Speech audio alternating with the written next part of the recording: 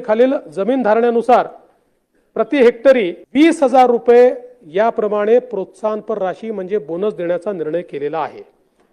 मागच्या वर्षी 20,000 दिला होता, याही वर्षी आम्ही 20,000। स्वागत आहे आपल्या किसान राजा युट्यूब चॅनल मध्ये। आपला पीक विमा का आला नाही, ही केवायसी अपडेट फेल, पीक विमा जमा झाला नाही, ही सर्व शेतकऱ्यांची अडचण होती। 63,760 शेतकरी महाराष्ट्रात पीक विम्यापासून वंचित राहिलेले आहे, केवळ एका कारणामुळे। याचं कारण आहे ई केवायसी, आधार बँक लिंकिंग नसल्यामुळे।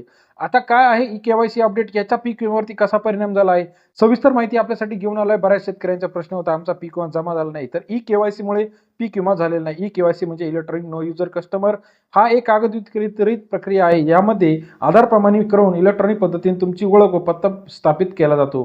बँक सेवा असेल, आर्थिक योजना असेल, या सर्वांसाठी ई केवायसी गरजेचं असतं।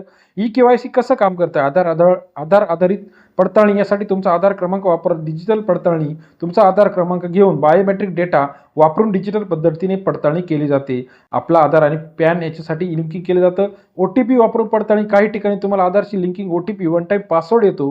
आता याचा वापर कुठं केला जातो, पेमेंट ॲप्स असेल किंवा सेवा असेल, ज्या पद्धतीने तुम्ही बँका असेल किंवा फिनटेक कंपनी असेल, यांच्यासाठी वापर केला जातो।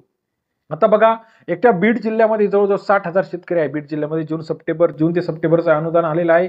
यामध्ये जवळजवळ 702 कोटी अनुदान सरकारने जाहीर केले आहे। जिल्ह्यातील 8,44,000 शेतकऱ्यांना याचा परतावा मिळाला आहे। परंतु जे काही शेतकरी आहे ई केवायसी वंचित आहे, याच्यामध्ये बघा अंबेजोगाई असेल, बीड असेल, धारूर असेल, गेवराई असेल, त्याचबरोबर शिरूर असेल, पाटोदा असेल, वडवणी असेल, असे एकूण 63,000 एकट्या बीडमध्ये आहे। पूर्ण राज्याचा विचार जर केला तर लाखामध्ये शेतकरी हे पीक विम्यापासून वितरित राहिले आहे।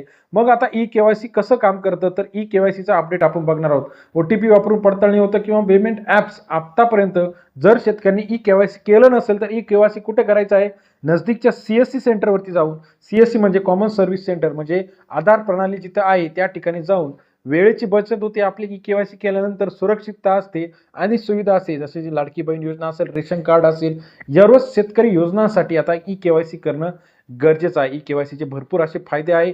आता ई केवायसी वरती आपल्याला जर तुम्ही आधार बँकिंगशी लिंक असेल आणि ई केवायसी केलं असेल तर त्याच्यावरती पैसे सुद्धा आपल्याला काढता येतात।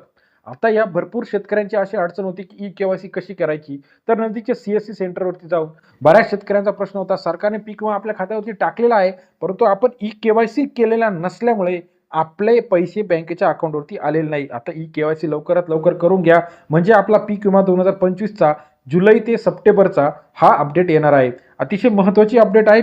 जर आपण अजूनही पीक विमा आला आहे का नाही हे चेक करत असाल तर PMFBY वरती जाऊन आपल्याला मेसेज आलेला असतो, ई केवायसी पेंडिंग। आता भरपूर ठिकाणी शेतकऱ्यांना पैसे जमा झाले नाही, सरकार म्हणते पैसे दिलेले आहे, परंतु शेतकऱ्यांच्या खात्यावरती ई केवायसी पेंडिंग असल्यामुळे हे पैसे आलेले नव्हते। सर्व शेतकऱ्यांनी ई केवायसी करणं गरजेचं आहे।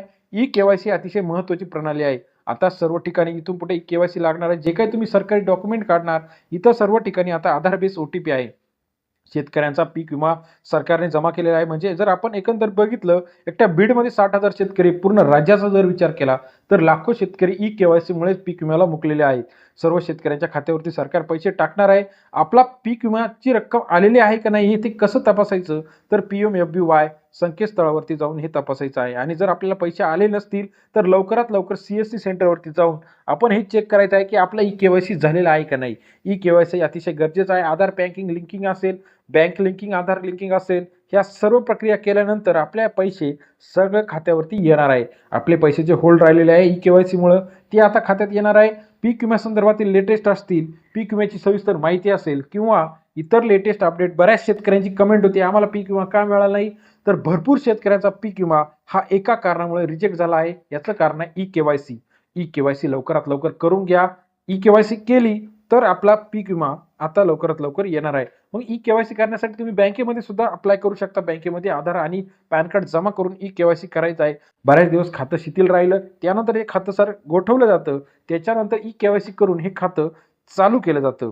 आधार, पॅन कार्ड किंवा तुमचा मोबाईल नंबर लिंकिंग करून ही केवायसी तुम्ही करू शकता। व्हिडिओ जर तुम्हाला आवडला असेल लाईक, सबस्क्राईब, शेअर करा।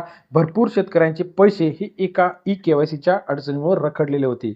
व्हिडिओ आवडल्यास लाईक करायला विसरू नका आणि कमेंट करून सांगा व्हिडिओ कसा वाटला।